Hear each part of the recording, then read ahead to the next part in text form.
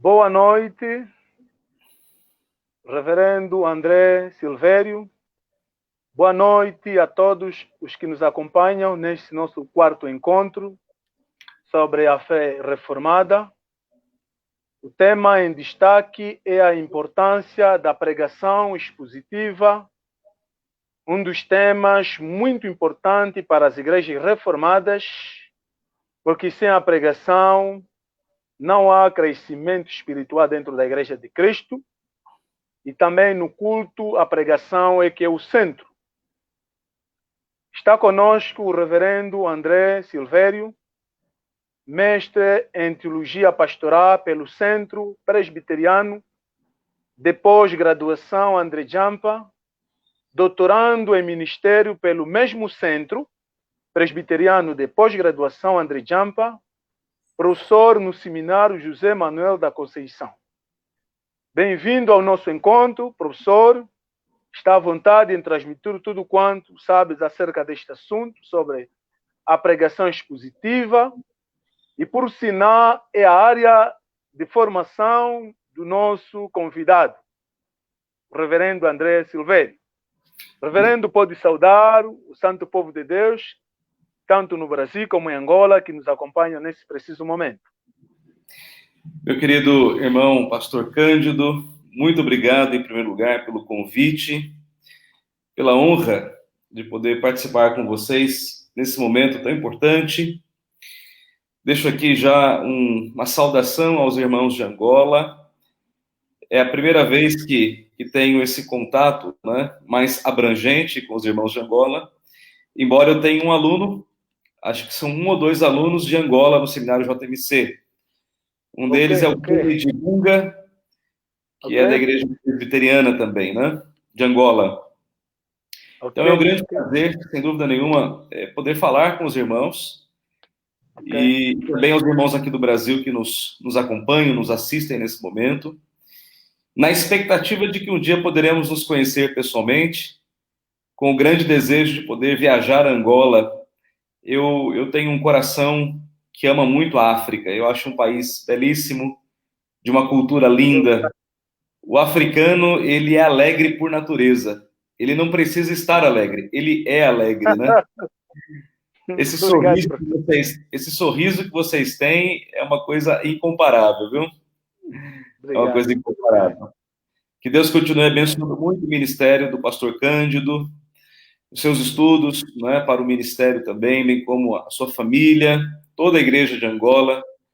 Que Deus derrame sobre vocês uma grande porção da sua graça, né? Trazendo crescimento espiritual, trazendo crescimento numérico, em todos os sentidos.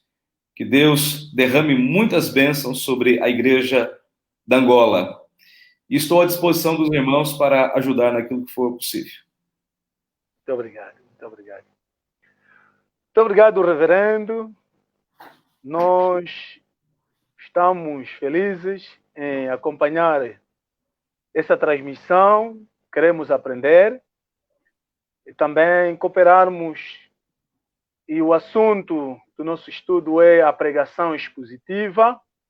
E o professor queria nos dar uma definição do que é a pregação expositiva e qual é a sua importância dentro da igreja evangélica. Sim. A pregação expositiva, meus irmãos, é um trabalho de extrair, né, de uma passagem bíblica o ensino de maneira clara, né? Quando você olha para um texto bíblico, o seu papel é extrair daquele texto o grande ensino que ele tem. Mas não só o ensino, os argumentos também. E mais do que isso, a pregação expositiva, ela visa aplicar essas verdades ao coração do povo de forma simples e de forma prática. Vejam, a grande diferença da pregação expositiva para a pregação temática ou pregação tópica é que o compromisso do pregador expositivo, é expor a passagem que está diante dele, né? E o papel do pregador é dizer aquilo que Deus disse. É entender o texto no seu contexto, entender aquilo que Deus estava dizendo naquela época da escrita e fazer essa ponte para os nossos dias. Então, eu diria que no sermão tópico ou temático, o texto ele está no sermão, ao passo que o sermão expositivo, o sermão está no texto. Então, é uma definição muito básica, né, do que é a pregação expositiva. Eu poderia dar muitas definições, mas a pregação expositiva se resume nisso. É extrair do texto o grande ensino que ele tem e aplicar esse ensino de forma simples e de forma prática ao coração do povo.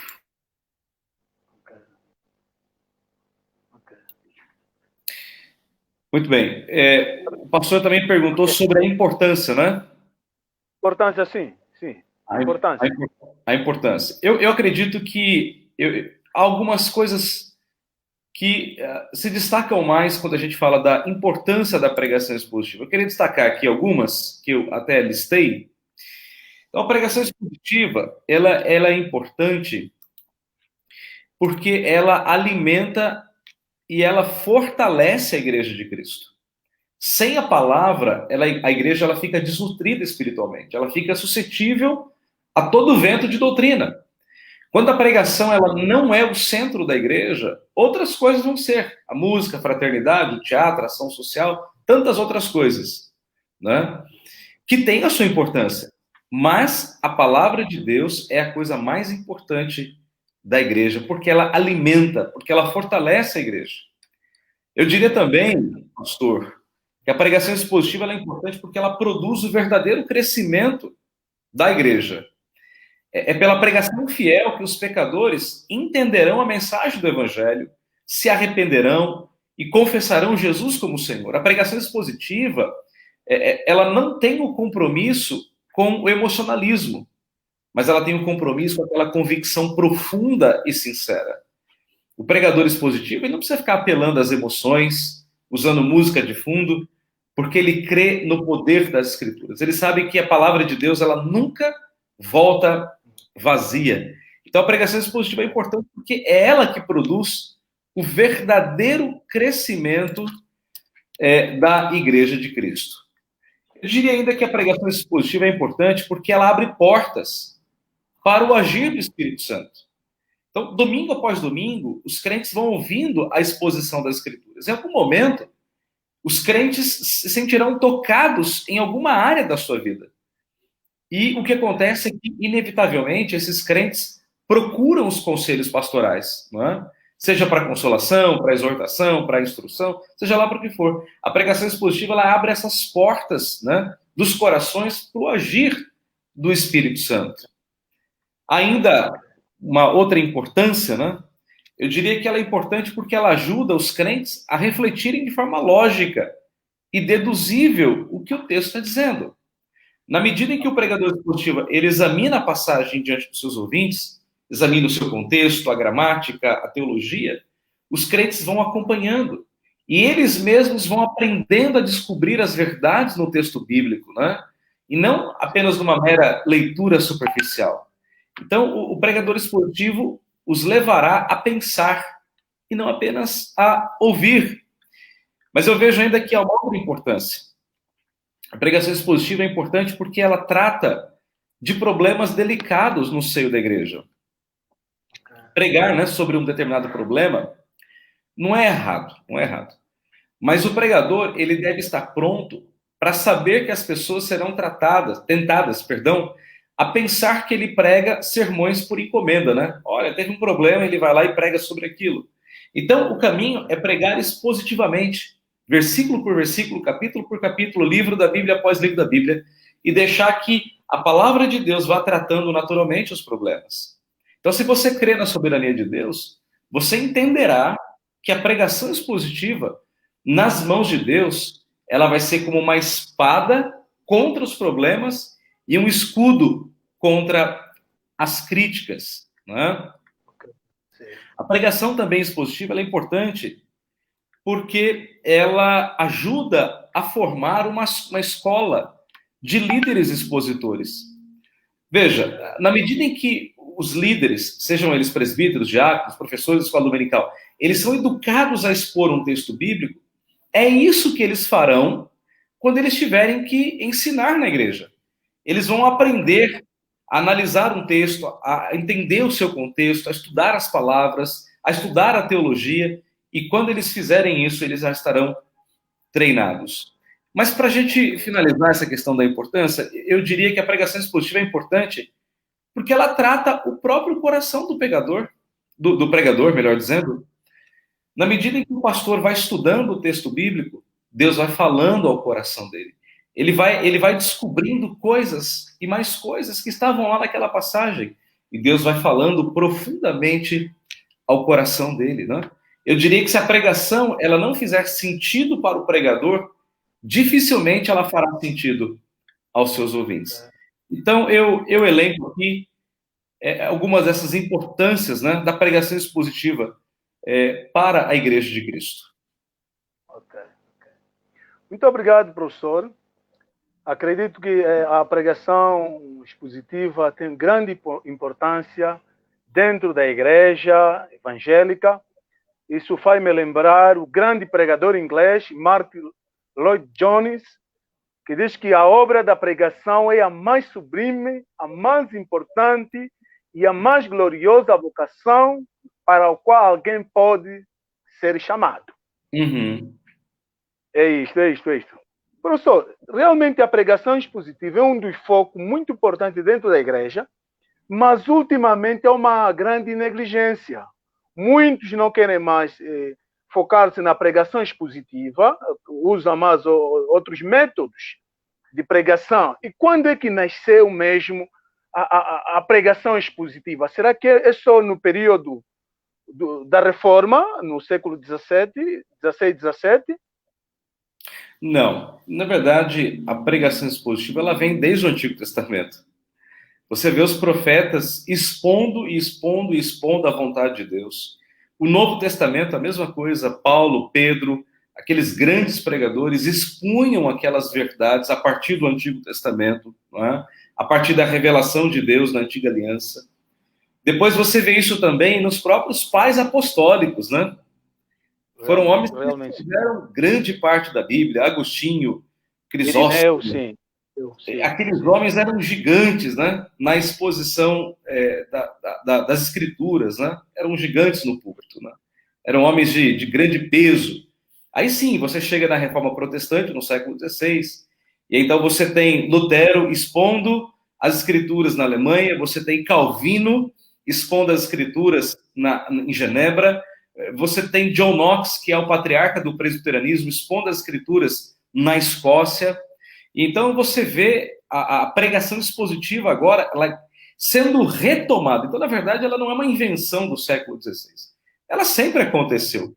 O que a Reforma fez foi novamente trazer a palavra para o centro do culto, para o centro da igreja, e dizer, olha, essa é a mensagem de Deus. Prega a palavra, né? Calvino, ele entendia que pregar todo o conselho de Deus era pregar toda a Escritura. E então, os reformadores deixaram esse grande lastro, né? E outros que vieram, né, na cola dos reformadores também eram pregadores positivos. Depois, se você vem no século XVIII, XVII, XVIII, período dos puritanos, os puritanos eram tremendos na exposição bíblica, né? Eles iam versículo por versículo, capítulo por capítulo, livro após livro, pregando fielmente as escrituras. E depois você vê pregadores mais contemporâneos, né, com esse compromisso, como você próprio citou, o doutor Martin Lloyd Jones, que para mim foi o grande expositor do século XX, né? Também você vê nos Estados Unidos, um pouco antes, Jonathan Edwards, um grande expositor, né, um filósofo, um pregador, um escritor, né? Então, a pregação expositiva, ela vem desde o Antigo Testamento. Ela não é uma coisa que foi inventada hoje, né?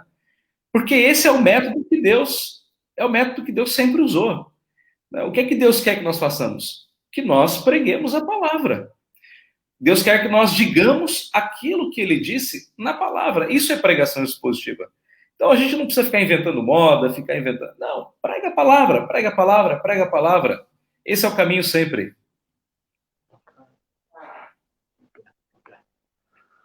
Muito obrigado, professor, pela explicação.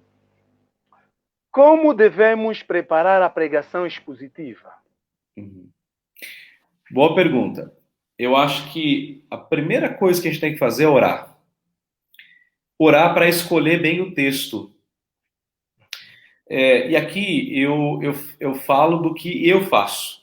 Eu gosto da exposição Lectio Continua, que é o ensino contínuo.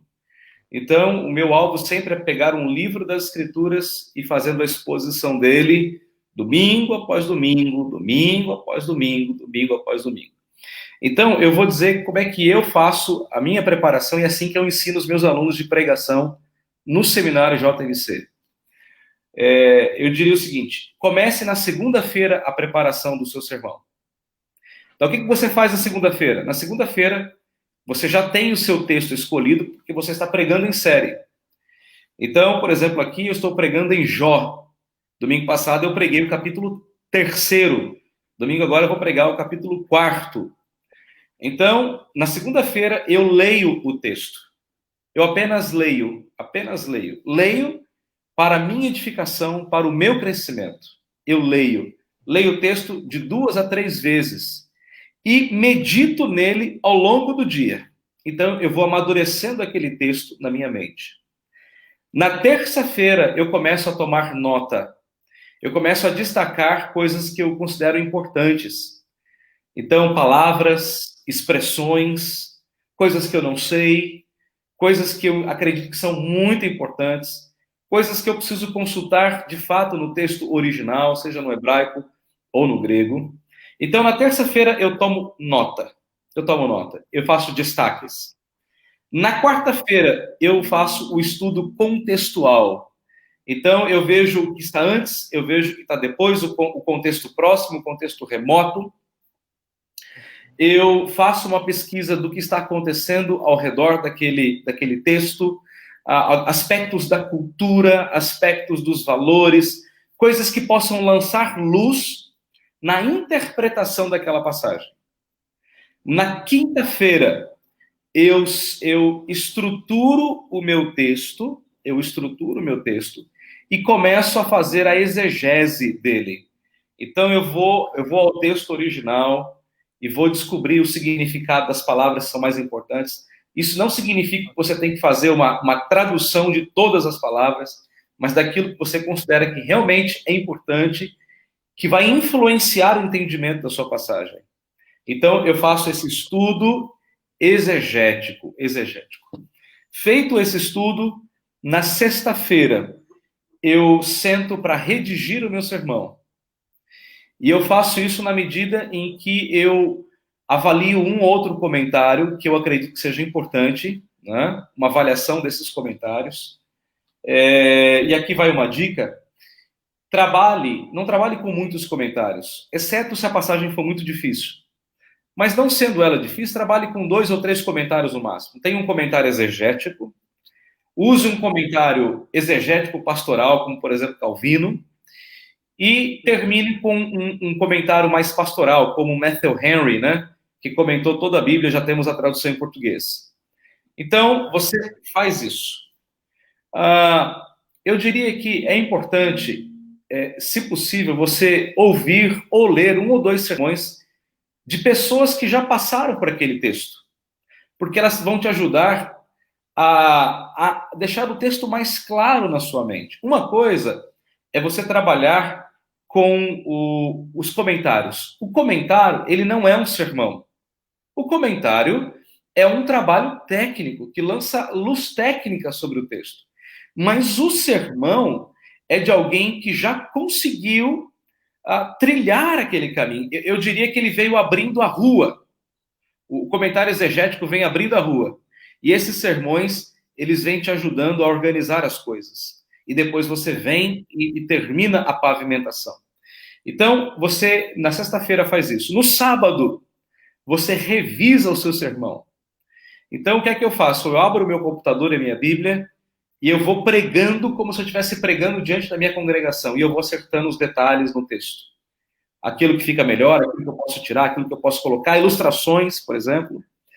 E aí, no domingo, o que que você faz? No domingo, você prega o sermão diante da sua congregação.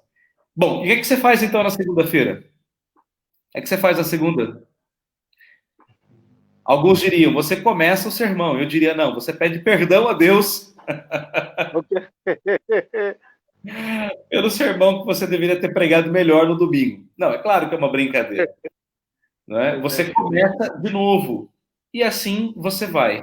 Essa é a logística que eu uso para preparar os meus sermões.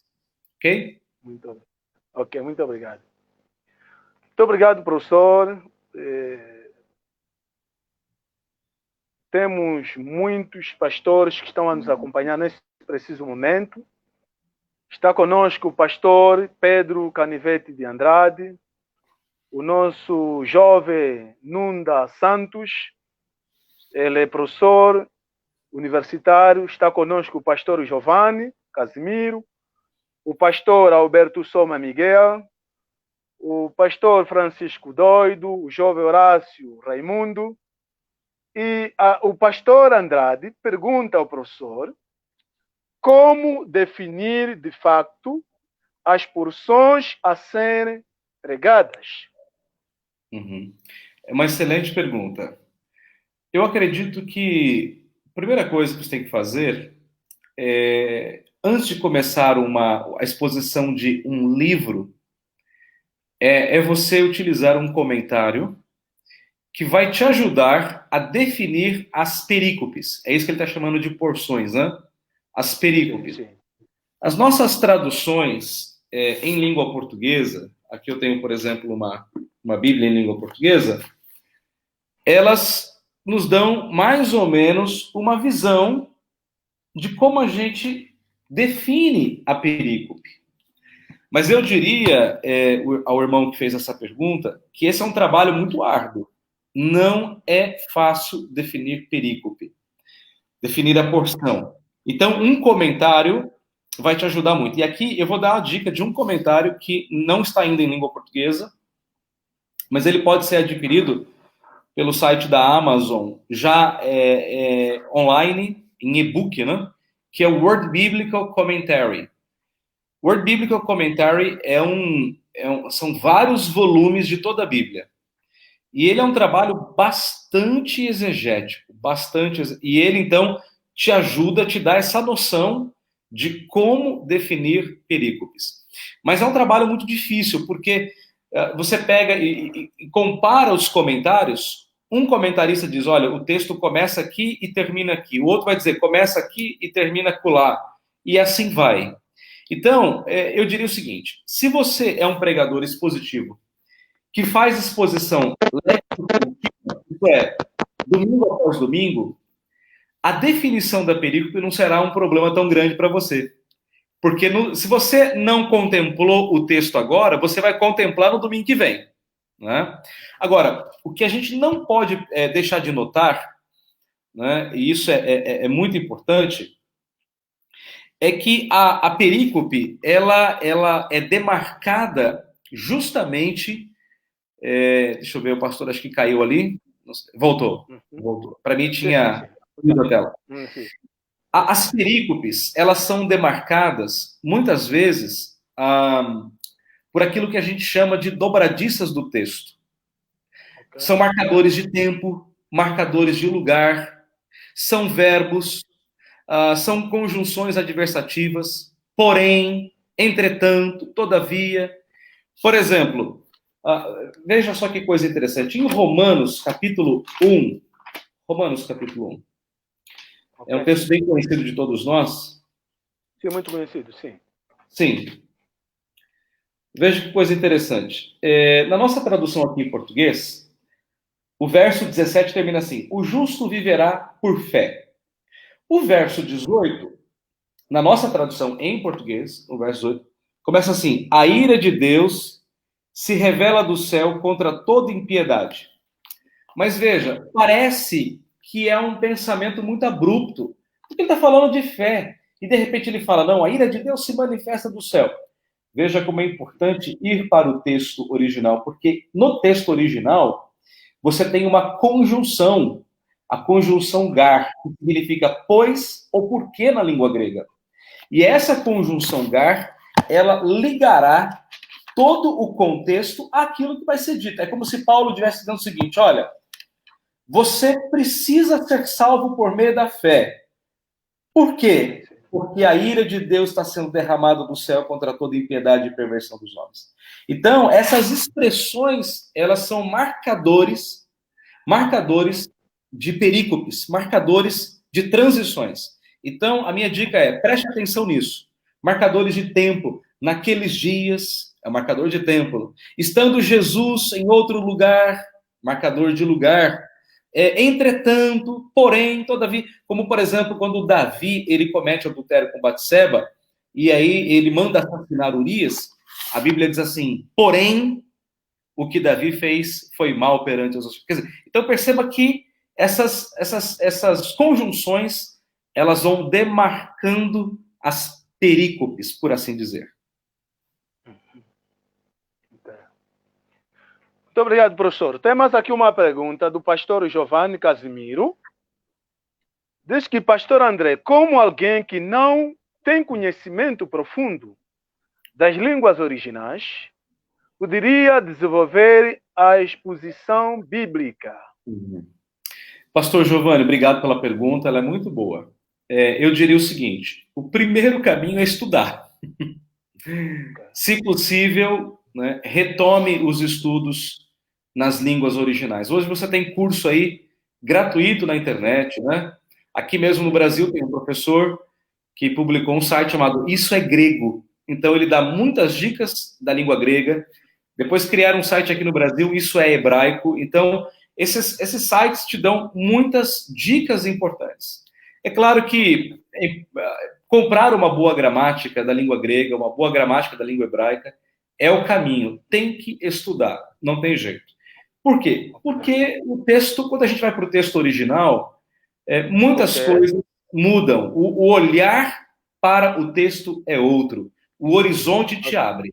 Agora, eu diria o seguinte, hoje em dia nós temos uma grande ferramenta, pastor Giovanni, que é chamada de Logos Bible Software, né? Que é de uma empresa chamada Faith Life. Então, essa empresa, ela lançou esse programa, é um programa antigo e vem sendo atualizado. Ele tem uma versão free, né? A versão 8 free, que é como se você saísse de um Fusca. Vocês têm Fusca aí em Angola? Fusca, Volkswagen? Aquele carro pequenininho, Fusca? Sim? Sim. É como se você saísse de um Fusca para entrar numa Ferrari. É mais ou menos isso, não é? Aquele carrão grande, bonito, né? Então, é um programa fantástico. Eu poderia fazer uma demonstração, mas não sei como eu poderia fazer isso. Mas você coloca um texto bíblico na tua tela e você coloca o cursor em cima. Deixa eu ver se eu consigo aqui, pastor, fazer uma demonstração. Sim. Está à vontade, professor. Está à vontade. Deixa eu ver aqui. Eu não sei se eu consigo compartilhar a tela. Vamos ver aqui se...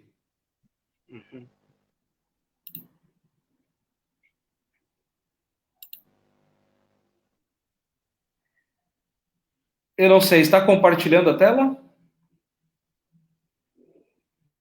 Professor, acho que na... Sim. Ok. Mas o professor pode só explicar. Não faz mal. O professor pode só explicar. Não compartilhou. Eu tentei aqui fazer, mas esse programa aqui, o StreamYard, eu não conheço. No Zoom, eu sei bem como funciona.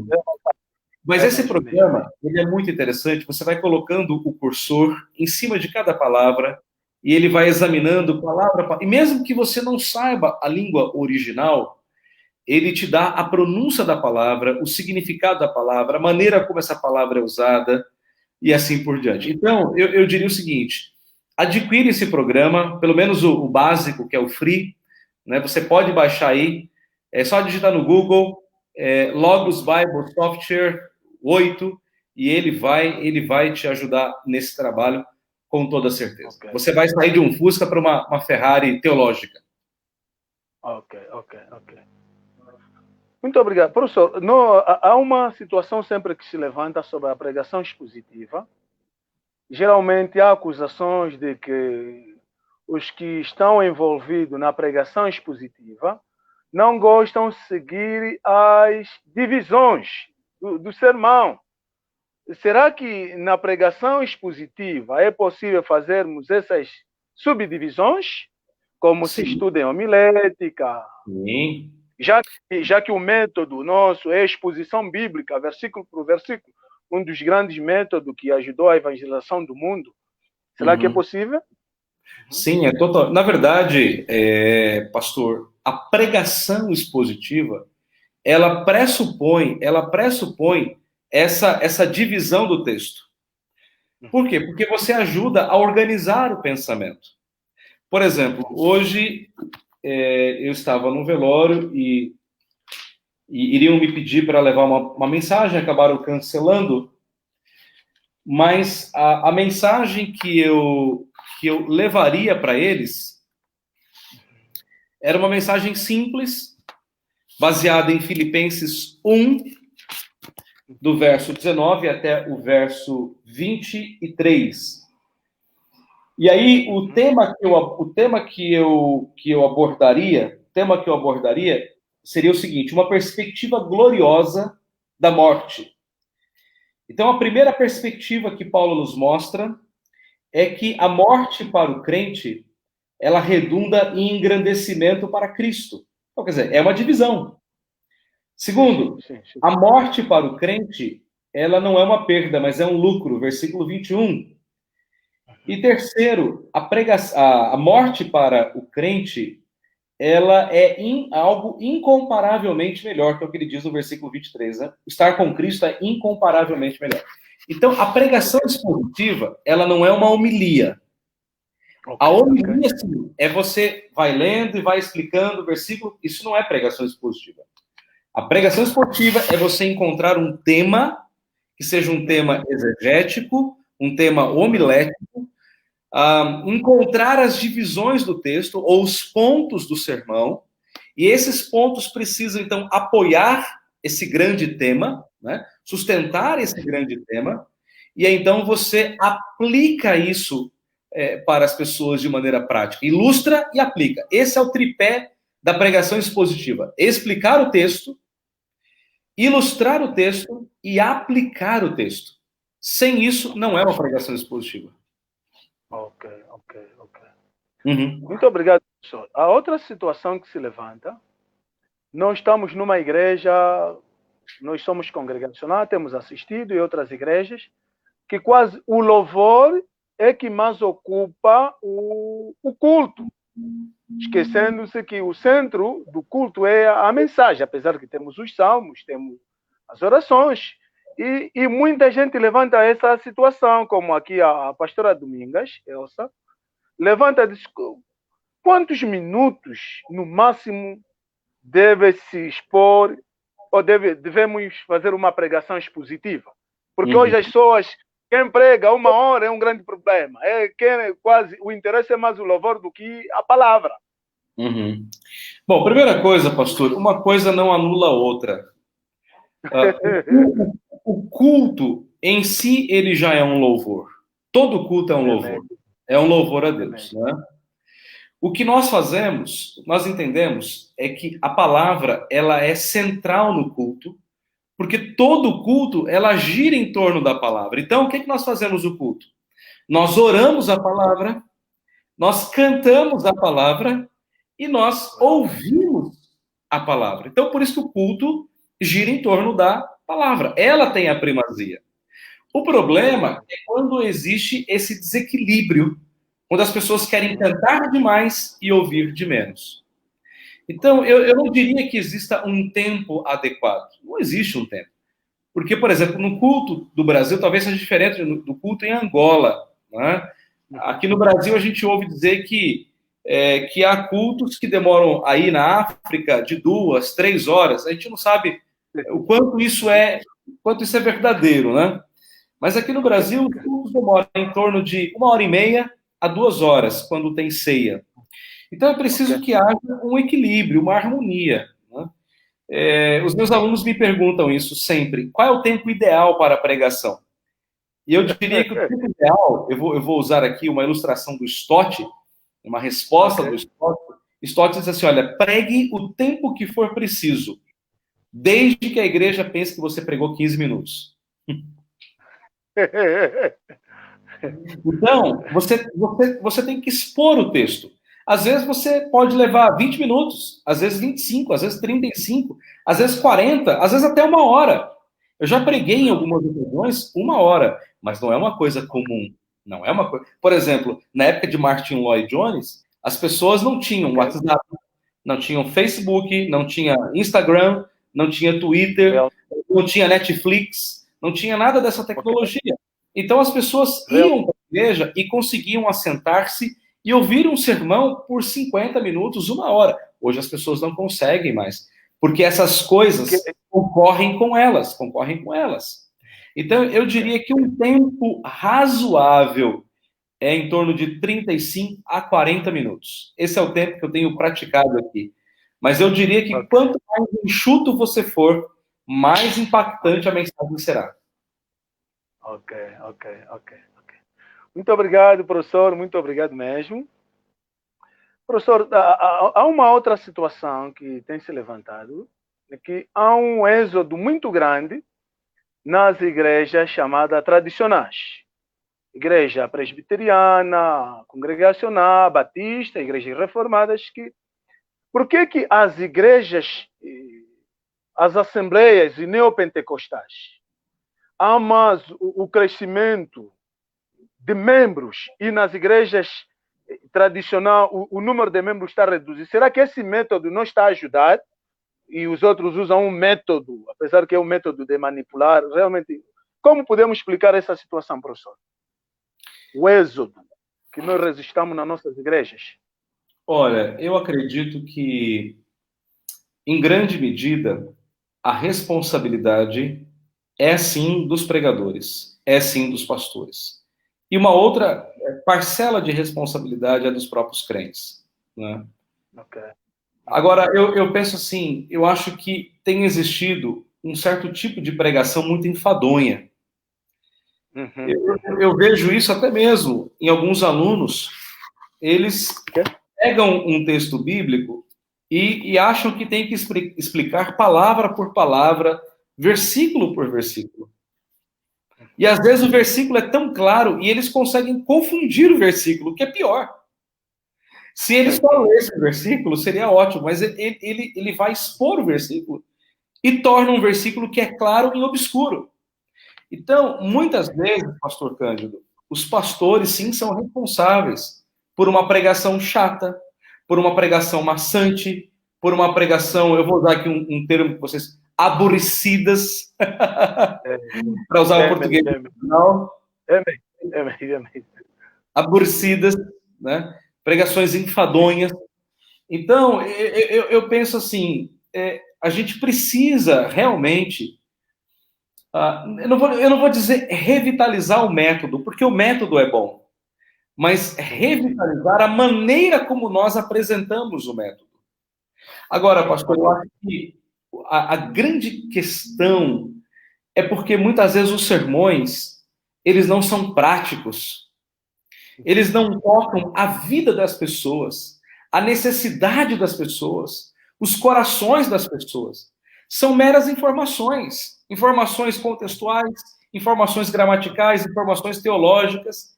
Mas no fundo, o que as pessoas estão perguntando é o que essa passagem tem a ver com a minha vida. É isso que elas estão perguntando no final das contas. Não é verdade? O que essa passagem tem a ver com a minha vida? Ou seja, elas querem saber qual é a relação daquela exposição bíblica com a necessidade dela. Eu não estou dizendo que você tem que atender à necessidade das pessoas, mas eu estou dizendo que aquela mensagem ela tem que tocar a necessidade das pessoas, seja ela qual for. Então, de fato, há muito sermão enfadonho, muito sermão cansativo, terrível. E aí é difícil você segurar as pessoas da igreja assim, né? Sim. Muito obrigado, professor. o jovem Arão Evanildo pergunta ao professor como encontrar equilíbrio entre o trabalho exegético e a aplicação no sermão expositivo. Excelente pergunta. Excelente pergunta. Sim. Muito boa pergunta mesmo. Bom, eu diria o seguinte: a exegese, ela não é tudo. A exegese é a preparação para a pavimentação de uma rua. Eu sempre uso essa figura. Pense numa estrada. Pense numa estrada aí na África, no meio da África, no meio do mato, no meio do nada. Você precisa muito abrir uma estrada. Então você precisa de uma máquina pesada, uma retroescavadeira, que vem abrindo tudo, vem tirando tudo. Árvores, vem tirando mato, vem tirando rocha, vem tirando terra. A exegese, ela te abre o caminho. Só que ela não é a estrada toda. Se chover, aquilo vira um grande lamaçal. Os carros vão encalhar. Ninguém vai conseguir passar. Então você precisa vir com uma outra máquina pavimentando aquela grande estrada, colocando asfalto para que os carros que vêm atrás consigam passar, consigam trafegar, consigam transitar. E então, aí entra o papel da aplicação no sermão. O que a aplicação faz? A aplicação ela é uma ponte entre o ensinamento do texto nos dias em que ele foi escrito para os nossos dias. O que a exegese faz? A exegese diz assim, olha, esse texto aqui significa isso na época da escrita. O que a aplicação faz? A aplicação diz, olha, agora, entendendo o que ele significa para a época, esse texto significa isso para a minha vida e para a sua vida. Então, o papel da aplicação é fundamental no sermão. Quando você não aplica a mensagem, na verdade, ela é uma mensagem inconclusa, não concluída. É como abrir uma estrada e deixar lá a terra, cheia de buraco. Não resolveu absolutamente nada. Então, eu diria o seguinte, irmão. Eu penso que, voltando àquele tripé, sermão expositivo é exposição do texto, a ilustração do texto e a aplicação do texto. Então, vai haver momentos que você vai gastar muito mais tempo fazendo exegese do que aplicando. Tem textos que não tem jeito. Mas há outros textos que você vai gastar muito mais tempo aplicando do que fazendo exegese. Não é? Então, eu diria o seguinte, tente equilibrar essas duas coisas.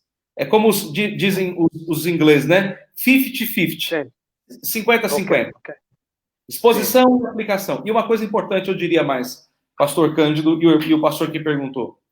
Não deixe para fazer as aplicações no final. Aplique na medida em que você expõe. Assim, você vai equilibrar o tempo inteiro. Exegese, aplicação. Você explica e aplica, explica e aplica. Esse era um método puritano. Os puritanos pregavam justamente desse modo. Eles acabavam de entender ou de expor um versículo e imediatamente aplicavam aquele versículo ao coração das pessoas. E o que isso faz? Isso prende, isso cativa as pessoas. Por quê? Porque o sermão, ele passa a fazer sentido para as pessoas. Não é? A aplicação estabelece essa ponte entre o significado do texto para a época e o significado para hoje. Então, 50-50, 50-50. Ok. Tá bem, professor.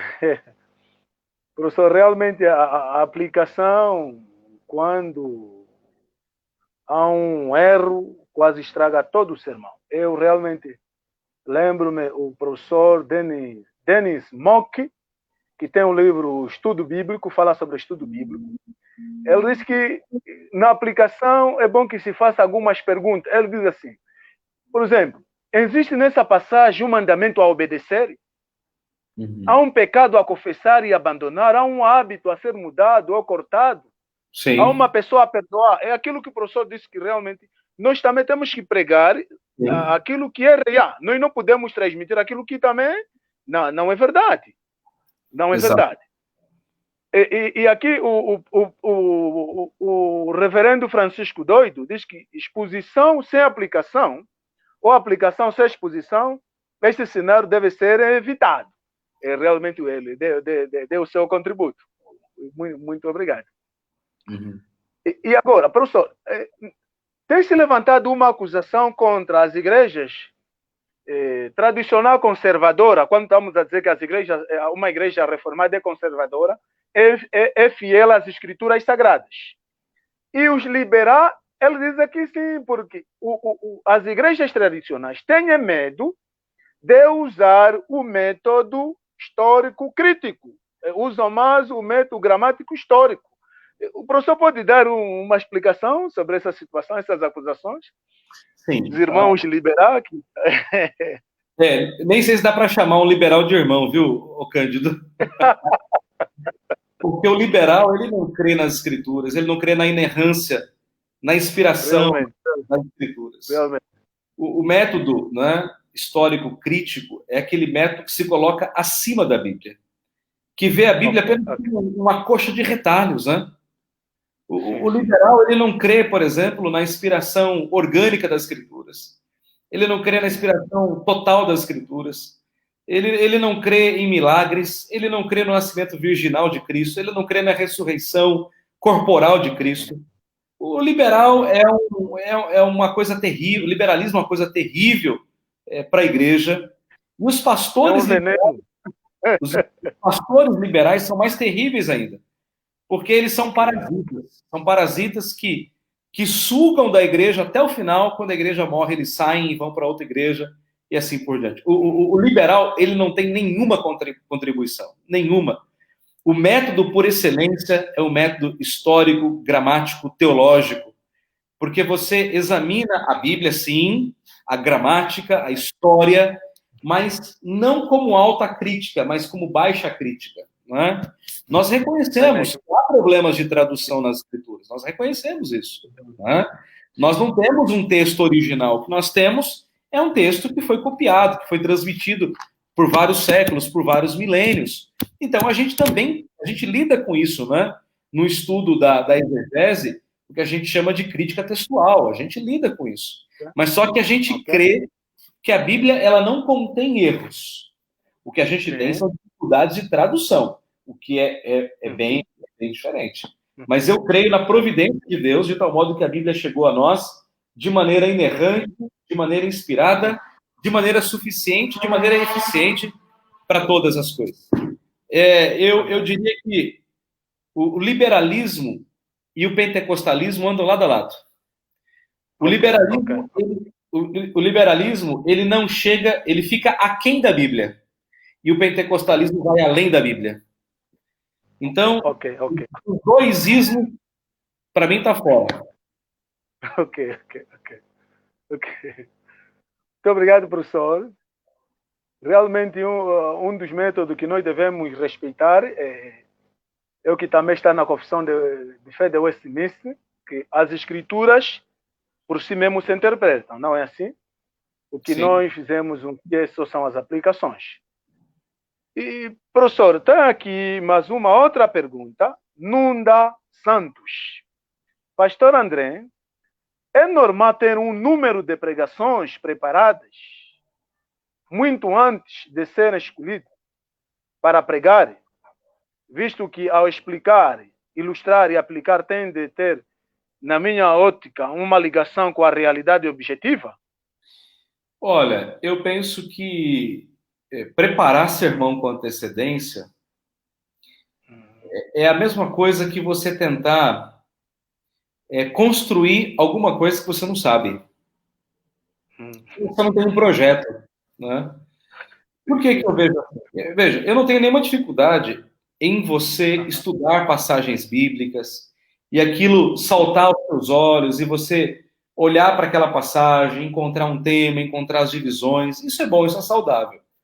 Mas ter muitas pregações preparadas, eu acho isso muito estranho.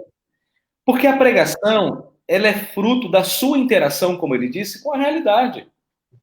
Por exemplo, eu vinha pregando no livro de Jó antes do início da pandemia aqui no Brasil. Foi no meados de março. Eu parei de pregar em Jó e preguei sermões avulsos, sermões de encorajamento, sermões de consolo, sermões de exortação, sermões que alimentavam a igreja que estava vivendo um momento difícil. Né? Agora, terminada esse período de isolamento, né, de proibição dos cultos, eu voltei a pregar em Jó. Então, assim, eu não consigo preparar 3, 4 sermões para frente. Por quê? Porque cada sermão, ele é preparado mediante as suas experiências também. A visão que você tem do mundo, a visão das coisas que estão acontecendo ao seu redor. Agora, o que eu estou querendo dizer é que nada te impede de você ter um planejamento de sermões. Planejamento, sim. Olha, eu quero pregar, por exemplo, ao longo do ano, eu quero fazer uma exposição no livro dos Salmos. O ano que vem, eu quero fazer uma exposição sobre os evangelhos. Eu quero fazer uma exposição nisso, naquilo. Isso é uma agenda de pregação. Isso é bom, isso é louvável. Mas preparar sermão de antemão, eu acho que é um labor desnecessário, porque você, quando for pregar, você vai ter que voltar àquilo inevitavelmente e provavelmente muitas coisas vão mudar. Muito obrigado, professor. Realmente está interessante. Muita coisa estamos a aprender. O pastor Stuart Olliott, o inglês, sim, escreveu Pregação Pura e Simples. Inglês não, ele é galês. Gaulês, sim, o Reino Unido. Sim. Muito obrigado, professor. Ele disse que o grande problema que nós encontramos nas nossas igrejas é que não se prega mais a doutrina. Prega-se mais uma mensagem que vai com o interesse do membro. E o professor, como é que pode comentar essa situação? Ele fala da adoção, não se prega da adoção, ou da depravação total, que somos miseráveis, se Deus não tocar na nossa vida, ninguém pode fazer nada. Então, muita gente foge desse sistema, procura textos que podem agradar as pessoas, aquilo Deus não mandou. Eu penso que uma coisa não exclui a outra. Primeiro, toda pregação ela é doutrinária. Não existe uma pregação doutrinária. Toda pregação é doutrinária. Por quê? Porque todo texto tem uma doutrina. Todo texto tem uma doutrina. A confissão de fé diz que a Bíblia toda é a nossa regra de fé e de prática. A prática, ela tem como pré-requisito a doutrina. A doutrina. Se eu não tenho doutrina, eu não tenho prática. Então, todo texto, ele é doutrinário. Todo sermão, ele é doutrinário. Ou ele fala sobre a doutrina da soberania de Deus, a doutrina da providência de Deus, a doutrina do pecado, a doutrina da graça, a doutrina do Espírito Santo. Todo texto, ele é doutrinário por natureza. O que a gente tem que fazer é encontrar a doutrina que está nele. Esse é o nosso trabalho. Encontrar a doutrina que está no texto bíblico, certo? Então, veja, como eu disse lá atrás, uma coisa não anula a outra. Você pode, por exemplo, fazer uma série de exposições, como estou fazendo aqui em Jó, e, de repente, você pode parar essas exposições e fazer uma série sobre as doutrinas da graça. Não há nenhuma dificuldade nisso. Aí você vai pregar lá sobre a depravação total, a expiação limitada, você vai pregar sobre a graça irresistível, a perseverança dos santos. Então, você pode expor esses temas. Agora, eu diria, você não pode fugir deles. Não pode. Aliás, eu diria o seguinte, muitos pastores fogem porque têm medo de expor. Não têm conhecimento do assunto. E aí ficam com medo, né? Agora, pastor, eu volto a enfatizar o seguinte. Quando você prega lectio contínua, isto é, exposição após exposição, versículo após... e você vai caminhando, inevitavelmente você vai lidar com esses temas. Você vai lidar com a depravação do pecado, a graça irresistível, a eleição incondicional, a perseverança dos santos. E, inevitavelmente, você vai. Por exemplo, o ano passado eu fiz uma série de exposições na carta de Paulo aos Filipenses. E logo no início da carta, eu lidei com um tema doutrinário. Quer dizer, um tema que, na verdade, assim, um tema que é altamente doutrinário, que é a perseverança dos santos. Filipenses 1,6. Porque eu estou plenamente certo de que aquele que começou a boa obra em vós há de completá-la até o dia de Cristo Jesus. Quer dizer, que doutrina que temos aqui? A doutrina da perseverança dos santos. Então, eu diria o seguinte: pregue a Bíblia, pregue a Bíblia, pregue a Bíblia. E esses temas, eles vão brotando naturalmente, naturalmente. Aliás, se você é pastor de uma igreja, e essa igreja, ela tem uma certa inclinação para o arminianismo e tal, não, eu diria o seguinte: não pregue esses temas isoladamente, você vai encontrar dificuldade. Pregue a Bíblia. Você quer lidar contra o arminianismo? Faça uma exposição em Romanos. Faça uma exposição em Romanos. Começa lá com o capítulo 1, a depravação, a justificação, a santificação, a eleição, a glorificação. Tá tudo ali, gente. Expõe a Bíblia. Então, muita coisa, professor, estamos aprendendo, realmente. Toda a pregação é doutrinária, toda a Bíblia, realmente. Sim. Isso é que nos anima, e também o professor deu esse grande destaque, que a Bíblia, e nós congregacionais também aqui em Angola, a Bíblia é regra de fé e prática. Nada está acima das Escrituras Sagradas. Sim, sim. E, professor, a pastora Domingas pergunta: o liberalismo não crê na inspiração bíblica. Então, por que eles usam as escrituras para a sua pregação? Será que é para manipular? O professor pode comentar essa situação? Olha, eles são religiosos. Eles são fariseus, né? E eles, como eu disse, eles são parasitas, né? Que estão ali sobrevoando a igreja, sugando as coisas da igreja, o dinheiro da igreja, os cuidados da igreja, né? Então, eles pregam a Bíblia como um livro histórico. O que é a Bíblia para eles? Um livro histórico. É um livro histórico. Mas não é a palavra de Deus. Qual é a diferença entre o reformado e um liberal?